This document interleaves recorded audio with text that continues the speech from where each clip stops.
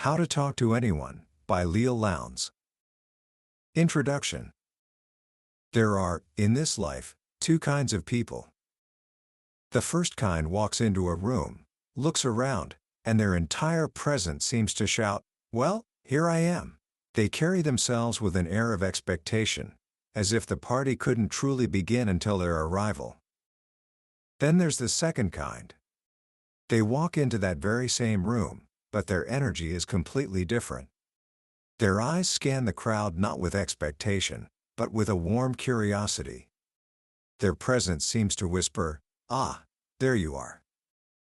For years, I've watched these two types of people move through the world. And I've noticed something remarkable. The ones who seem to have it all, the best jobs, the warmest friendships, the deepest relationships, they almost always fall into that second category. They possess a kind of magic, an invisible skill that draws people to them, makes them feel seen, and opens doors that remain firmly shut for others. What if I told you that this magic isn't magic at all? What if it's a set of skills, 92 of them, to be exact, that anyone can learn? That's the promise of a remarkable book by Leil Lowndes called How to Talk to Anyone, 92 Little Tricks for Big Success in Relationships. First published in 2003, this book has become a quiet classic, a secret weapon for millions who want to navigate the complex world of human connection with more grace, confidence, and success. The author, Leil Lowndes, isn't just a theorist. She's a student of human behavior, an observer who has spent her life decoding the subtle signals that make or break our interactions. She's coached CEOs of Fortune 500 companies, spoken to audiences around the globe, and has a unique gift for breaking down the art of communication into simple, actionable techniques. Today, we're going to step into her world. We're not just going to summarize her ideas, we're going to uncover the story behind them. By the end of our time together, you'll have a roadmap to becoming one of those rare people who can walk into any room and make others feel, simply by your presence, "Ah, there you are." You'll understand the silent language that builds trust before you ever speak a word, and you'll have the tools to turn any conversation, with anyone, into a genuine connection. This isn't just about being a better talker, it's about becoming a person others are drawn to, trust, and remember long after the conversation is over. Book summary. Let's begin with a story. Imagine a man named Bob Grossman. He's a caricature artist, and a brilliant one at that. His drawings have appeared in some of the world's most famous magazines, and he has a unique talent. He can capture not just a person's face, but the very essence of their personality, in just a few quick strokes of his pen. When Leil Lowndes asked him his secret, he didn't talk about years of research or deep psychological studies.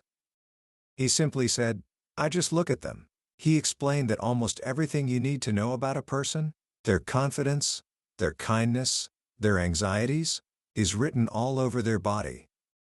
It's in their posture, the way they hold their head, the twinkle or lack thereof in their eye.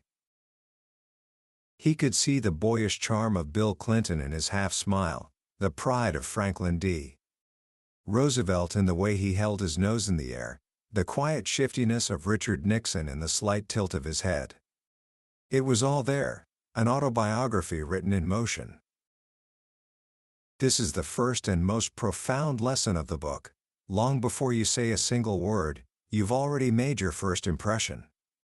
In fact, over 80% of how someone initially feels about you has nothing to do with your words. It's about the way you look and the way you move. Your body is screaming a message, and the question is, what story is it telling?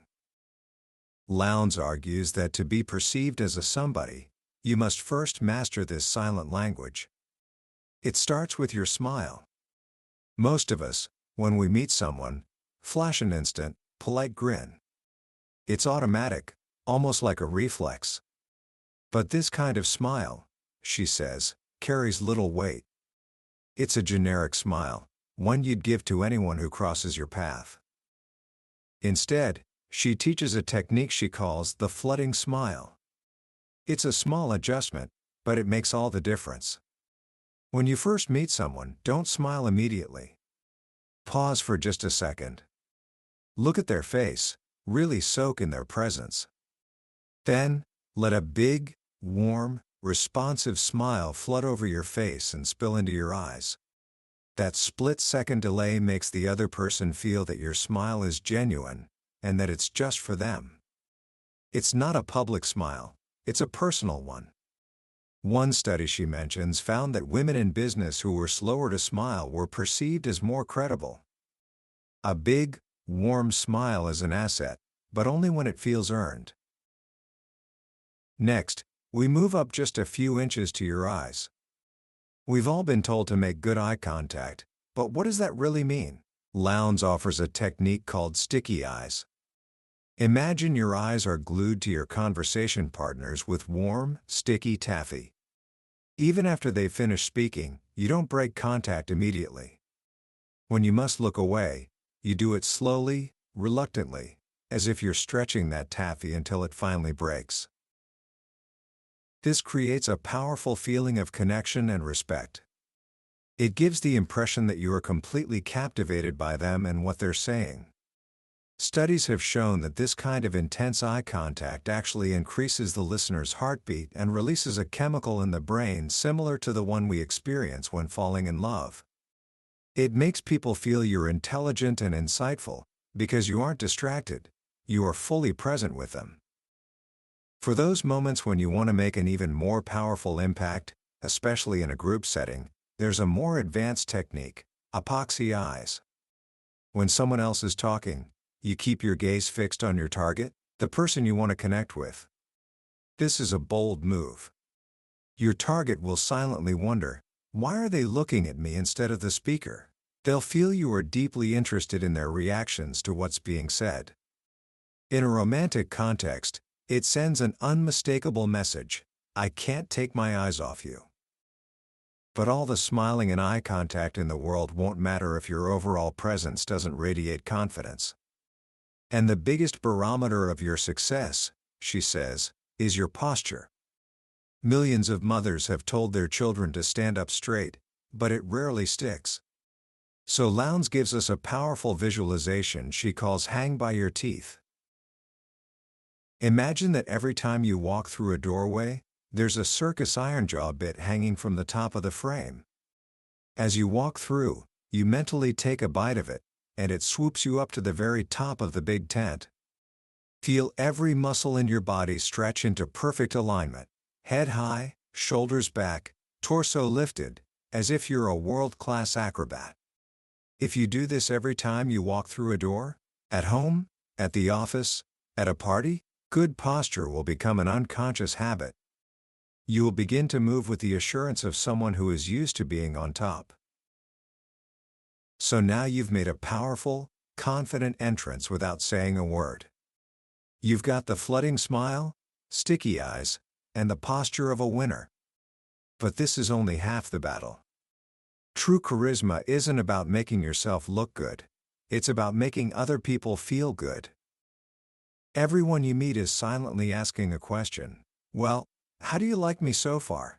They are looking for signals that you see them, that you recognize how special they are. Deep down, everyone has an inner infant who is just waiting for a sign of approval. Lowndes tells a wonderful story about her friend Carla at a party. Carla was recently divorced, out of work, and feeling a bit insecure. Several attractive, successful men would smile at her from across the room, and Carla would give a quick, polite smile back before turning away, trying not to look too anxious. And, of course, none of them approached her. Then, the hostess's 5-year-old son, Willie, came up and tugged on her skirt. Carla's reaction was immediate and transformative. A huge, genuine smile erupted on her face. She turned her entire body toward him, knelt down, and gave him her complete, undivided attention. Little Willie beamed. Lowndes pointed this out to her. "Carla," she said, "the next time a man smiles at you, I want you to give him the same welcome you just gave Willie." Sure enough, A few minutes later, another man smiled. This time, Carla turned her whole body toward him, flashed that beautiful, warm smile, and said, "Hello, come join us." He did, and they were inseparable for the rest of the night. This is the essence of the big baby pivot. When you meet someone new, give them the same total body turn and undivided attention you would give a precious child. It non-verbally shouts, "I think you are very, very special." To take this a step further, you can use a mental trick called "Hello, old friend." When you meet someone for the first time, imagine they are a dear friend you lost touch with years ago. You've been trying to find them, but with no luck. And now, miraculously, here they are. You don't say this out loud, of course. You just feel it. That secret delight will cause a remarkable chain reaction in your body. Your eyebrows will soften, your stance will become more open, and a genuine warmth will radiate from you, making the other person feel instantly comfortable and valued. Now that you've laid the nonverbal groundwork, it's time to speak. The biggest fear for many of us is that awkward silence after "Hi, what do you say next?" First, Lowndes says, you must make a mood match. Before you open your mouth, take a voice sample of the other person. Are they upbeat and energetic, or calm and subdued? Your first words should match their energy level, if only for a moment. If you're feeling sluggish and someone barrels toward you with high-octane enthusiasm, it feels jarring. Conversely, if you're excited and someone responds with a low, monotonous tone, it kills the mood. Like a musician tuning an instrument, you must first find their note before you can make music together. And what should you say? This is where many of us get stuck, thinking we need a witty or brilliant opening line. Lowndes' advice is surprisingly simple. Be prosaic with passion. In other words, almost anything you say at first is fine, as long as you say it with genuine warmth and interest. 80% of your listener's impression has nothing to do with your words anyway. It's about your tone and your positive demeanor. So don't be afraid of the mundane. "Great party, isn't it?" or "I love the music they're playing," when delivered with passion, is far more effective than a clever line delivered with anxiety. The two questions you're guaranteed to hear are, "Where are you from?" and "What do you do?" Most people give boring, one-word answers that kill the conversation. Lowndes says you should never give a naked answer. When someone asks where you're from, don't just say Columbus, Ohio. That's what she calls never the naked city. Prepare a few interesting tidbits about your hometown that your conversation partner can grab onto. "I'm from Columbus, Ohio. It's a fascinating place. They call it the most American city in America because so many companies test their new products there. If it sells in Columbus, it'll sell anywhere." Now, instead of a dead end, you've given them multiple avenues for a follow-up question. The same goes for your job. Never the naked job. Don't just say, "I'm a financial planner." Instead, frame it in terms of the benefit you provide. "I help people plan their financial futures so they can achieve their dreams." This is your nutshell resume, and you should have several versions of it, tailored to different audiences. To a young mother, an employment lawyer might say, "I'm working on a case right now to help a woman who was let go unfairly after her maternity leave." To a business owner, that same lawyer might say, "I'm helping a company navigate the tricky laws around hiring to avoid potential lawsuits." You're not just stating your job, you're telling a story that connects with their world. As the conversation progresses, how do you keep it from dying? You become a word detective. Lowndes calls this "be a word detective." Listen closely to every word your partner says, especially any words that seem slightly out of place or are delivered with extra emphasis. These are clues to their real passions. If someone says, "It was a terrible storm last week, but it was good for the plants," don't just agree about the storm. The word "plants" is your clue. Ask them if they have a garden. You might just uncover a topic they could talk about for hours. If you're ever truly stuck, there's a simple, foolproof technique called parroting. Simply repeat the last 2 or 3 words your conversation partner just said, but turn it into a question. If they say, "I just got back from a really bizarre show," you simply say, "A bizarre show?" This prompts them to elaborate, and it buys you time to think, all while making you seem like an engaged and attentive listener. One of the most powerful principles in the book is to remember that everyone wants to be the star of their own movie. A top salesperson I know once told me that every sales pitch should be guided by a giant, swiveling spotlight. When you're talking, the spotlight is on you. When the prospect is talking, it's on them. The secret to success, he said, is to keep that spotlight shining on the other person as much as possible. This is what Lowndes calls the swiveling spotlight. Ask questions. Be genuinely curious about their life, their work, their passions. The more you let them talk, the more fascinating they will find you. Now, let's move into the mindset of the truly elite communicators. The VIPs, or as Lowndes calls them, the big cats. Big cats in the corporate or social jungle have a different way of operating. For one, they almost never ask, "What do you do?" It's too blunt, too transactional. It reduces a person to their job title. Instead, a big cat will ask, "How do you spend most of your time?" This is a subtle but profound shift. It's a more gracious question that allows the other person to talk about their job, their hobbies, their family, or whatever is most important to them. It shows you're interested in them as a person, not just as a potential business contact. Another mark of a sophisticated communicator is a rich vocabulary. But you don't need to swallow a dictionary. Lowndes reveals that the difference between an average vocabulary and a brilliant one is often just about 50 words. She suggests creating your personal thesaurus. Take a few common words you overuse, like nice, good, or pretty, and find a few more elegant synonyms that feel comfortable to you. Instead of telling your host they threw a nice party, tell them it was splendid or magnificent. Instead of telling a woman she looks great, tell her she looks stunning or radiant. These small upgrades elevate your conversation and make your compliments more memorable. When you find you have something in common with someone, our natural instinct is to jump in with an excited, "Me too." But big cats know there's a more powerful way. They kill the quick "me too." They wait. They let the other person fully enjoy their monologue about their passion for skiing, or their recent trip to Italy. Then, after letting them have the stage, they casually reveal the shared interest.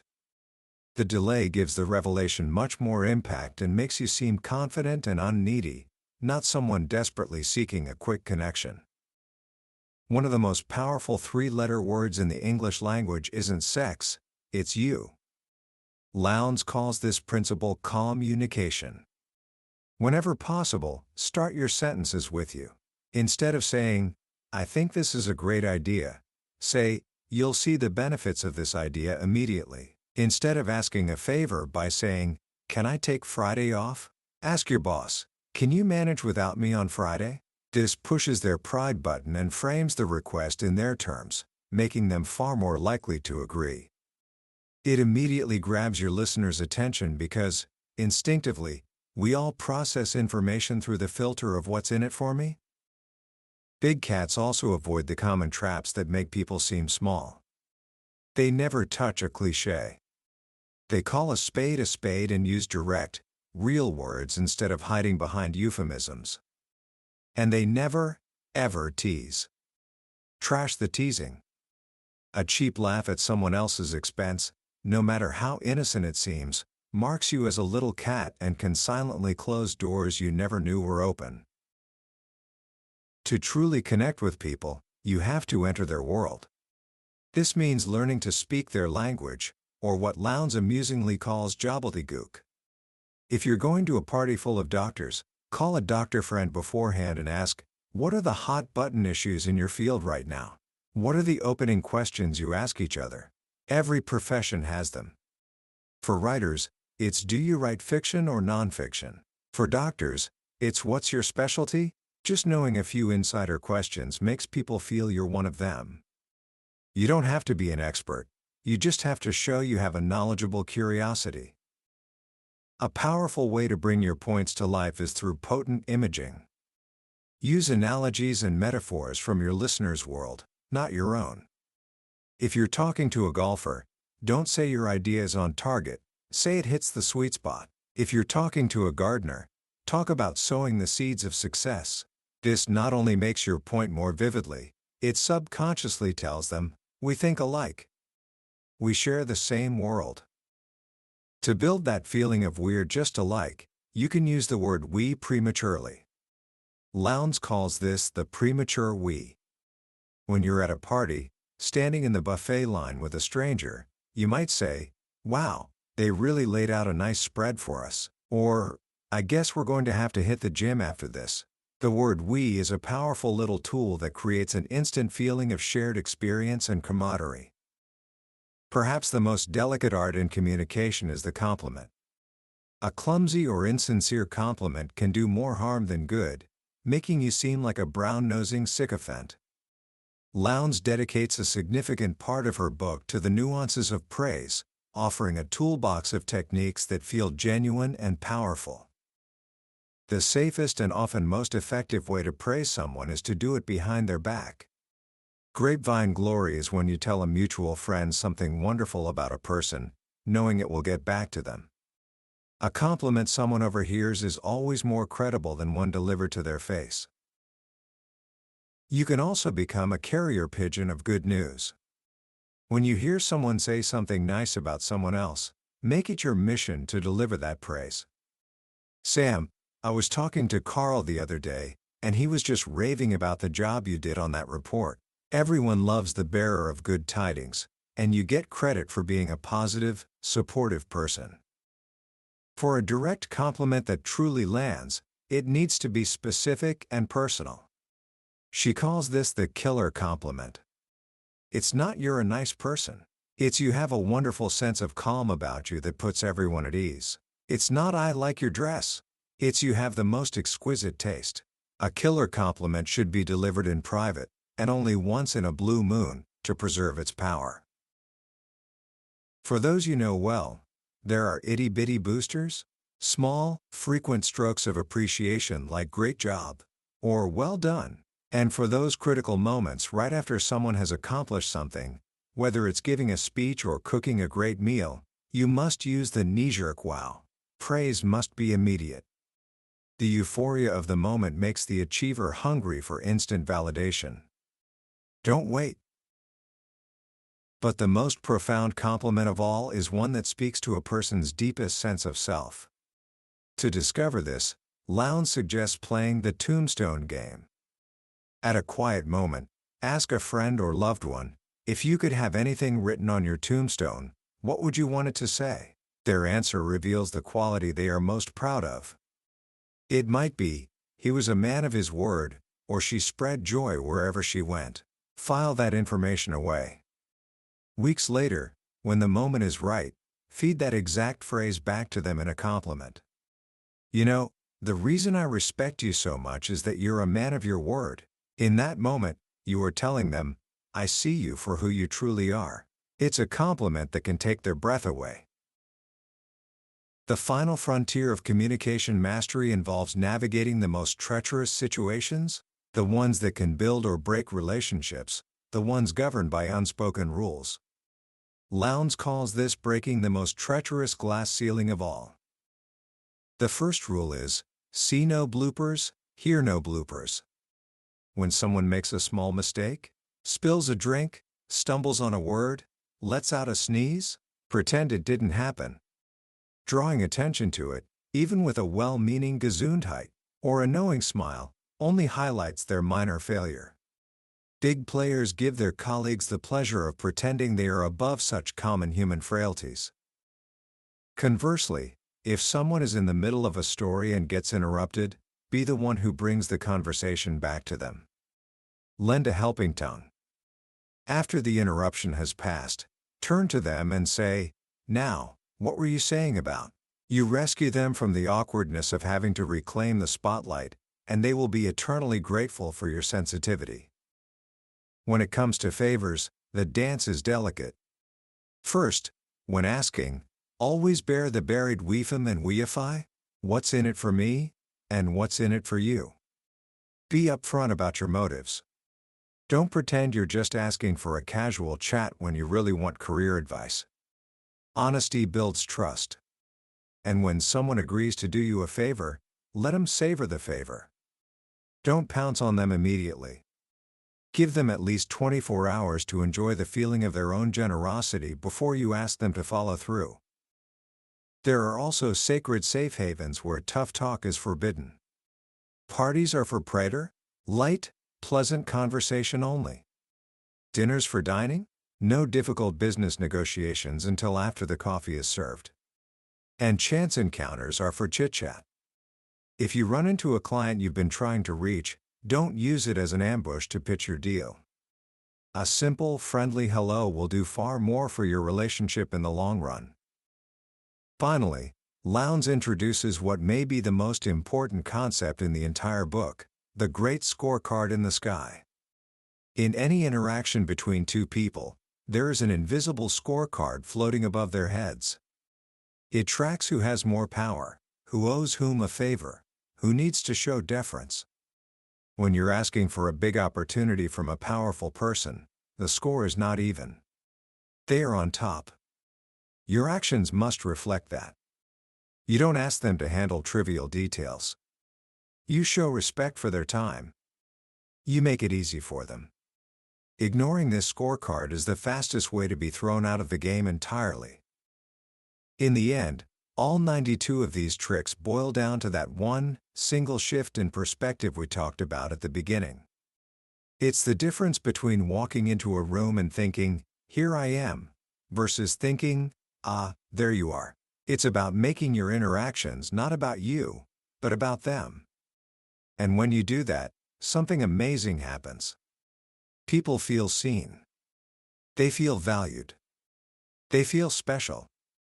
And they will never, ever forget the person who made them feel that way. Commentary. As we wrap up our journey through how to talk to anyone, I want to leave you with a final thought. It's easy to look at these 92 tricks and see them as a form of manipulation, a way to get what you want from people. And if that's how you use them, that's all they will ever be. But that would be missing the entire point.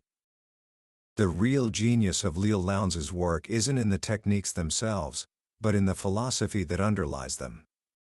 Every single one of these tricks is, at its core, an exercise in empathy. It's a method for stepping outside of your own head and into the world of another person. It's about paying attention. Think about the flooding smile. It works because you're taking a moment to actually see the person in front of you before you react. Think about be a word detective.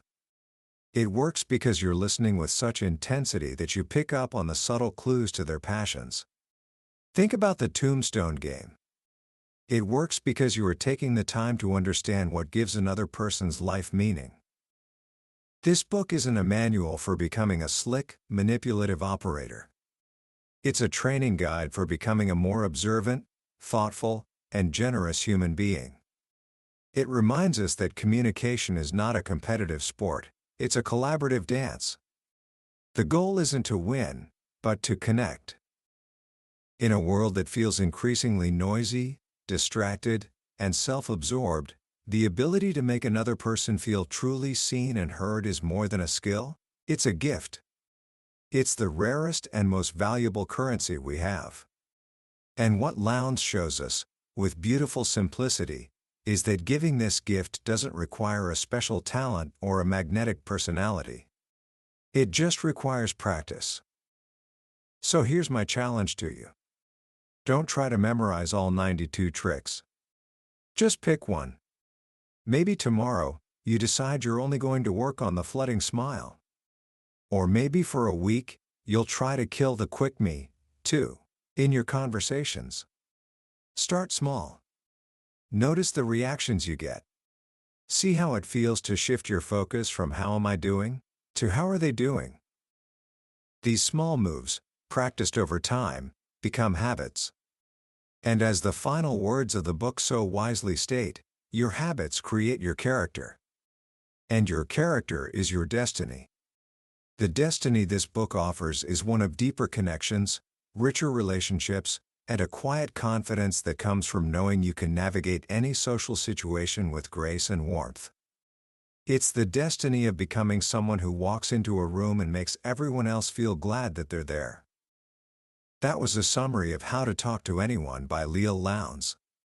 We've certainly touched on the key ideas today, but I have to be honest with you, a summary can only ever be a map. The real treasure is found when you walk the path yourself. The true value of this book isn't in knowing the 92 tricks, but in experiencing the small shifts in your own perspective as you begin to practice them. This summary is meant to be a signpost, to help you decide if this is a journey you want to take. If anything we've discussed today has sparked your curiosity or made you think, I want to be that kind of person, then I encourage you to pick up a copy. Reading it isn't just about learning, it's about transforming the way you connect with the world, one conversation at a time. You can find a link to the book in the description below. Also, if you found this journey valuable, a simple click on the like button and a subscription to this channel would mean the world. It helps us continue to bring these life-changing ideas to more people. Let's continue to learn and grow together. I'll see you in the next summary.